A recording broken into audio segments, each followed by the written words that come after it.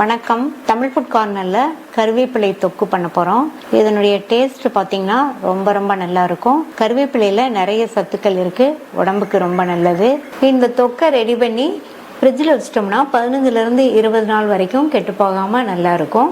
இது வரைக்கும் Tamil food corner சேனலை சப்ஸ்கிரைப் பண்ணாதவங்க சப்ஸ்கிரைப் பண்ணிக்கங்க.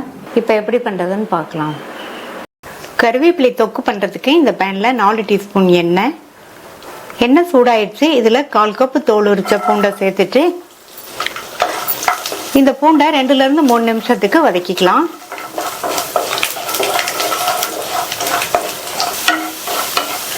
பூண்டு 3 நிமிஷமா வதங்கி அதனுடைய கலர் லைட்டா மாறி இருக்கு. இந்த ஸ்டேஜ்ல ஒரு 7-8 காஞ்ச மிளகாய் சேர்த்துக்கலாம். இந்த காஞ்ச மிளகாவையும் ஒரு நிமிஷம் போல நல்லா எண்ணெயிலேயே வதக்கி விட்டுக்கோங்க.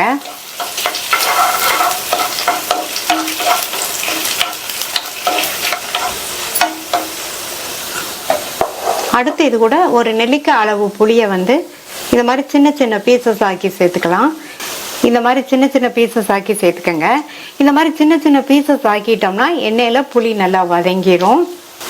இது கூட 3 கைப்பிடி அளவு கிளீன் பண்ண கருவேப்பிலை சேர்த்துருக்கேன். கருவேப்பிலை இலைகளை கிளீன் பண்ணிட்டு நல்ல நிழல்லையே உணர்த்திக்கணும், ஈரமா சேர்த்துறாதீங்க. கருவேப்பிலை இலைகள் நல்லா காஞ்சிருக்கணும். நிழல்லையே காய வச்சுக்கோங்க, அப்போதான் நல்லா இருக்கும். இந்த கருவேப்பிலை இலைகளும் 2 நிமிஷம் வதங்கட்டும்.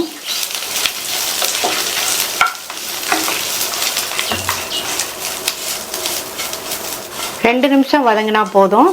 இது ஆறுனதுக்கு அப்புறமா மிக்ஸி ஜார்ல சேர்த்துக்கலாம். மிக்ஸி ஜாருக்கு மாத்தியாச்சு. இது கூட இதுக்கு தேவையான அளவு உப்பு, 1 டீஸ்பூன் நாட்டு சக்கரை அல்லது பொடித்த வெல்லம் சேர்த்துக்கங்க. நான் நாட்டு சக்கரை சேர்த்திருக்கேன்.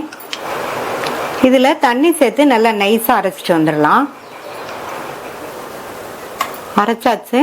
இந்த மாதிரி நைஸா இந்த கன்சிஸ்டன்சிக்கு இருக்கிற மாதிரி தண்ணி சேர்த்து அரைச்சிக்கங்க.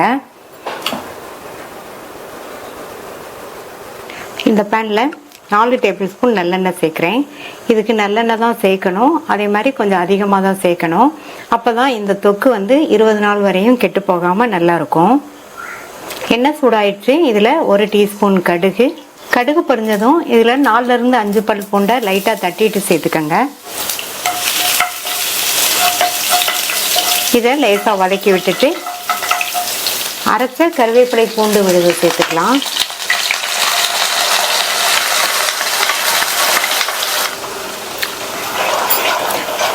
சேர்த்துட்டு நல்லா மிக்ஸ் பண்ணி விட்டுறலாம்.